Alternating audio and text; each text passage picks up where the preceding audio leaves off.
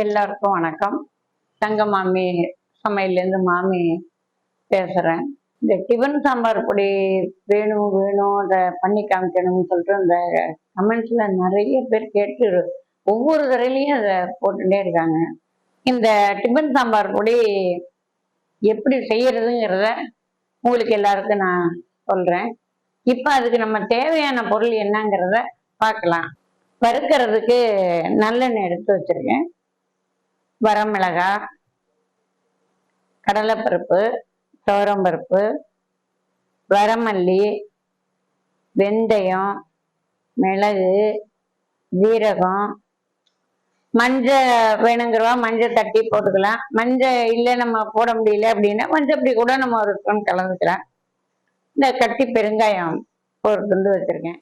இது கொப்பரை தேங்காய் வீட்டில் காஞ்சு போய் அந்த காலத்துலேயே எல்லார் வீட்லேயும் தென்னை மரம் இருக்கிற வீட்டில் இருக்கும். இது நல்ல ஒரு வறுத்து போடும்போது வாசனையை கொடுக்கும். அந்த கொப்பரை தேங்காய் நான் நைஸாக கட் பண்ணி வச்சுருக்கேன் வறுக்கிறதுக்கு. 2 கருவேப்பிலை இந்த சட்டியில் நம்ம வெறும் சட்டியில் போட்டு வறுத்துக்கலாம். ரொம்ப வாசனையாக இருக்கும். எப்படி செய்யலாங்கிறத பார்க்கலாம். எப்பவும் போல் இரும்பு கடை பற்ற வச்சுருக்கேன். இப்போ வெறும் சட்டியில் நம்ம ஒன்றுன்னா வறுக்க போகிறோம்.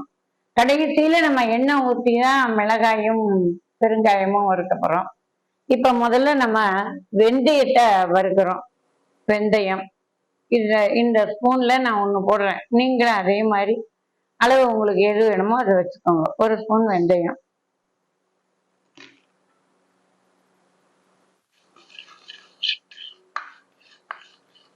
எப்பவுமே வெந்தயம் இதில் நம்ம வறுத்து போட்டாலும் நல்லா சிகப்பா வாசனை வர வரையிலும் வறுக்கணும்.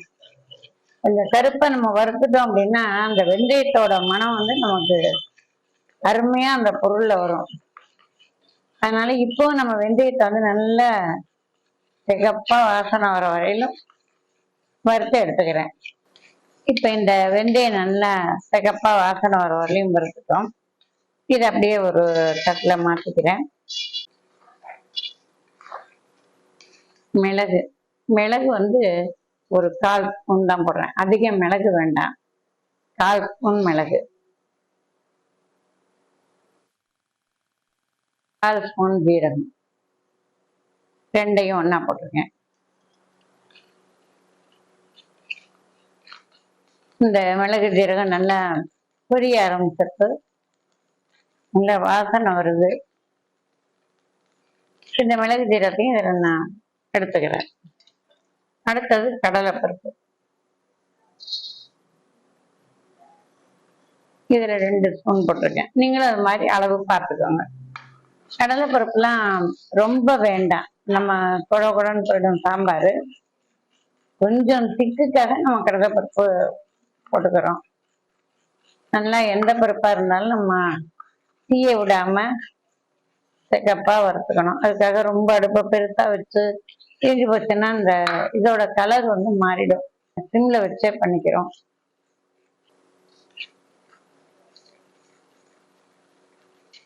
இப்போ இந்த கடலை பருப்பு நல்லா போச்சு. அடுத்து துவரம்பருப்பு அதே அளவு போடுறேன். இந்த துவரம்பருப்பு நம்ம சாம்பார் வாசனையை கொடுக்கும். நம்ம பருப்பே போடாம ஒரு சாம்பார் வெங்காயம் தக்காளி அவசரத்துக்கு வச்சா கூட இந்த பொடி உங்களுக்கு உபயோகமா இருக்கும். பருப்பு சாம்பார் வச்சா மாதிரியே இருக்கும். மேல கரைச்சி ஊத்திட்டாக்க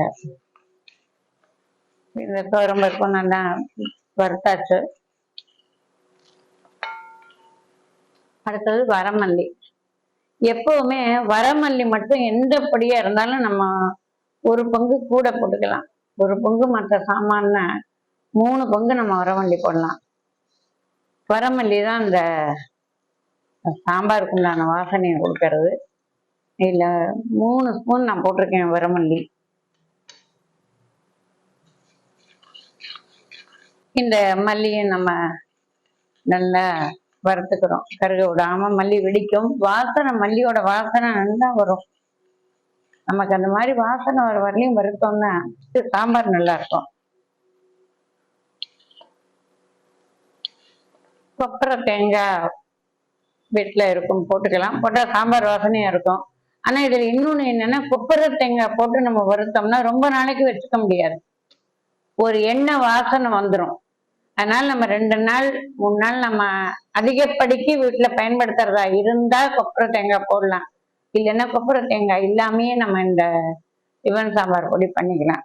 இப்ப கொப்பரை தேங்காய் நான் போடுறேன். உங்களுக்கு தேவை உடனே 2 நாள் நம்ம காலி பண்ணிடுவோம்னா போட்டுக்கலாம். இல்லாட்டி இது ரொம்ப நாள் நம்ம வச்சிருந்தோம்னா எண்ணெய் வாசனை வந்துடும்.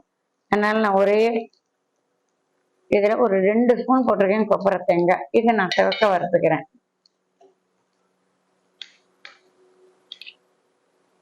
தேங்காய் வந்து அரைச்சு ஊற்ற வேண்டாம். இது நம்ம போட்டோம்னா தேங்காய் அரைச்சு ஊற்றின மாதிரியே இருக்கும் இந்த தேங்காயோட வாசனை. ஆனா ரொம்ப நாள் நம்ம டப்பால பாட்டில அடைச்சு வச்சிருந்தோம்னா இது ஒரு எண்ணெய் வாசனை வந்துடும், இசைக்கு அடிச்ச மாதிரி வந்துடும். பண்ணினா ஒரு 2 நாள்ல நம்ம ஆசைக்கு உபயோகப்படுத்துறதா இருந்தா இதை கொப்பரை தேங்காய் போட்டுக்கலாம். இல்லாட்டா வேண்டாம். வறுக்கும் போதே இந்த தேங்காயோட மனம் வந்து நமக்கு அவ்வளவு நல்லா இருக்கும். சாம்பாரும் அதே மாதிரி நம்ம தேங்காய் அரைச்சு விட்ட சாம்பார் மாதிரியே இருக்கும். ஏன்னா நம்ம இதை வந்து செஞ்சு வச்சுட்டோம்னா வெளியூர் போயிட்டு வரோம், ஒரு விசேஷம், யாரும் வரும்போது நம்மளால அரைச்சு ஊற்ற முடியல, பொடி ரெடி பண்ண முடியல அப்படின்னு நமக்கு இது கை கொடுக்கும். சரி, இவ்வளவு சிகப்பா நான் வறுத்துருக்கேன். இதே மாதிரி இந்த கொப்பரையை வறுத்துக்கலாம். இப்ப நான் அந்த கருவேப்பிலையும் வறுக்கிறேன்.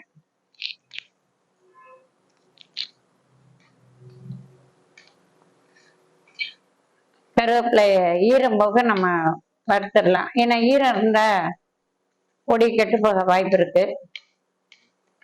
நல்லா நம்ம கையில முறுமுறுன்னு வர மாதிரி.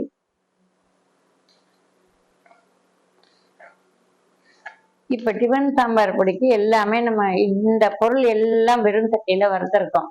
ஆனா பெருங்காயமும் மிளகாயும் மட்டும் நம்ம எண்ணெயில தான் வறுக்க போறோம். எண்ணெயில வறுத்தா அது ரொம்ப வாசனை. இப்ப எண்ணெயில வறுத்துக்கிறேன். எண்ணெயை வந்து கொஞ்சம் நம்ம தாராளமாவே இந்த மிளகாய்க்கு ஊற்றிக்கலாம். கட்டி பெருங்காயம் நல்லா எண்ணெயிலேயே பொரிச்சிடலாம், பொரிச்ச வாசனை அதிகம். இப்ப இந்த வரமிளகாய் முழு மிளகாயும் போட்டுக்கலாம். நான் சீக்கிரம் ஆட்டுன்னு கிள்ளி வச்சிருக்கேன். கிள்ளின மிளகாய் இருந்தாலும் போட்டுக்கலாம்.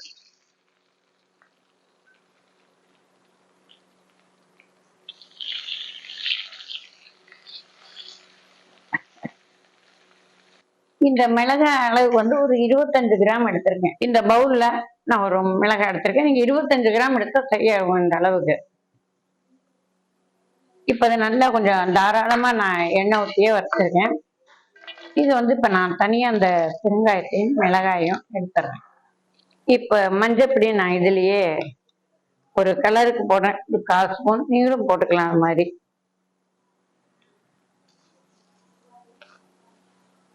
இப்ப எல்லாமே ஆறட்டும். ஆற விட்டு நம்ம இத எப்படி அரைக்கிறதுன்னு பார்க்கலாம். இப்ப இது சுத்தமா ஆறி போச்சு. இது நம்ம இப்ப மிக்சியில போட்டு அரைக்கிறேன்.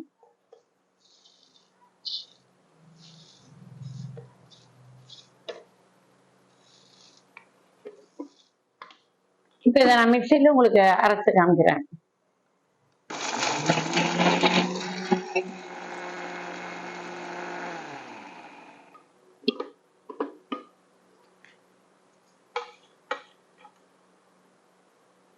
அரை இது நல்லா மசிஞ்சிருச்சு.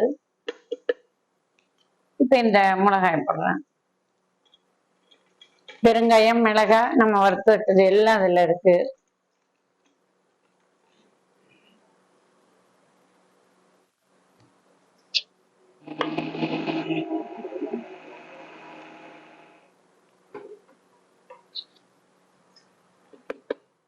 முக்கால்வாசி மசிஞ்சு போச்சு. இன்னும் ஒரு நிமிஷம் அரைச்சிக்கிறேன்.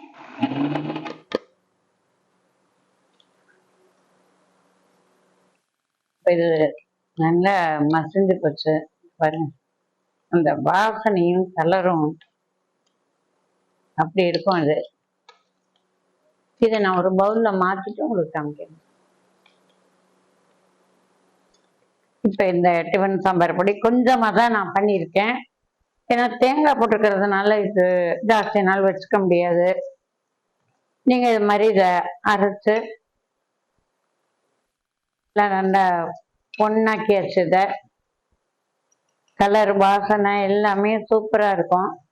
இது ஒரு ஜாடியிலையோ கண்டெய்னர் பாக்ஸோ அல்லது ஒரு குட்டி சம்மடத்துலையோ நீங்க எடுத்து வச்சு உபயோகப்படுத்திக்கலாம். இதோட அளவெல்லாம் நான் கொடுத்துருக்கேன். எல்லாரும் மறுபடியும் கமெண்ட்ஸில் வந்து டிஃபன் சாம்பார் பொடி விரும்பி கேட்டதுனால நான் இந்த தடவை நான் பண்ணி காமிச்சிருக்கேன். இதே மாதிரி இந்த அளவில் நீங்கள் செஞ்சுக்கலாம். கொஞ்சம் கூட குறைய ஏதாவது போச்சுன்னா கூட ஒன்றும் தப்பு இல்லை, நல்லா தான் இருக்கும். அது கொப்பரை தேங்காய் கிடைக்கிறவா வேணுங்கிறவா போட்டுக்கலாம், வேண்டான்னு சாதாரணமாக பண்ணி வச்சுக்கலாம். சாதாரணமாக வச்சுருந்தீங்கன்னா கெட்டு போகவே போகாது. இது எப்படி வேணாலும் செஞ்சு பண்ணிக்கலாம். கொப்பரை தேங்காய் வேண்டாம் அப்படின்னா வெறுமை செஞ்சுக்கோங்க. வேணும் இருக்கு அப்படின்னா கொப்பரை தேங்காய் வாங்கி வாசனைக்கு போட்டுக்கலாம். நீங்களும் செஞ்சு பாருங்க. தங்கமாமி கமெண்ட் பாக்ஸில் கமெண்ட் பண்ணுங்க.